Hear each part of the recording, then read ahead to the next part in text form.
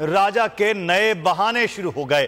تحریک انصاف کے اراکین قومی اسمبلی کے استعفے منظور کرنے سے پھر مکر گئے۔ کہا شبہ بھی ہوا تو استعفیٰ منظور نہیں کروں گا۔ 127 لوگوں کے استعفے ایک ساتھ منظور نہیں ہو سکتے۔ اسد قیصر نے پرویز اشرف کو ترکی بترکی جواب دیا۔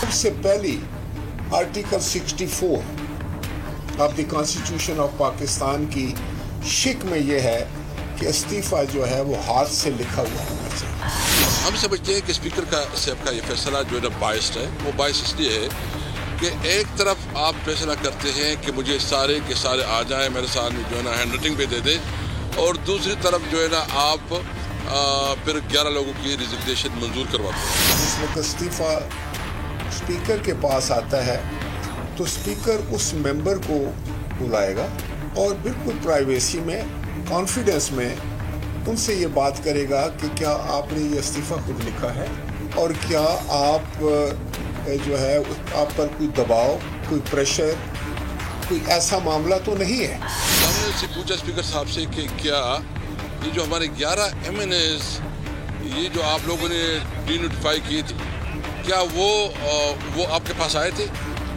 کیا اس نے آپ کے پاس جو ہے نا کوئی ریٹن میں دیا تھا؟ اس کے پاس کوئی جواب نہیں تھا۔ بہت سارے آپ کے دوست جو تھے جنہوں نے استعفے دیے، ان میں سے کچھ لوگ تو کورٹ میں چلے گئے اور انہوں نے عدالت میں جا کر کہا کہ یہ استعفے جو ہم سے لکھوائے گئے تھے اور ہمیں یہ تاثر دیا گیا تھا کہ یہ تو ہم حکومت پہ دباؤ کے لیے استعمال کریں گے اور یہ استعفے نہیں ہوں گے، لہٰذا میں نے تو استعفیٰ نہیں دیا۔ شاہبود قریشی صاحب اس دن کھڑے ہو گئے، اس نے فلور پہ کہا اور تمام MNAs جو ہے نا اس کے ساتھ اکٹھے کھڑے ہو گئے۔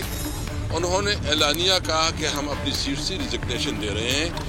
جاوید ہاشمی صاحب نے بھی اس طرح کیا ہوا تھا اور سپریم کورٹ کے اندر وہ کیس گیا بھی، اور انہوں نے اس کو کیٹیگریکلی کہا کہ جو فلور پہ آ کے بات کرتا ہے اس کی ریزگنیشن جو ہے نا منظور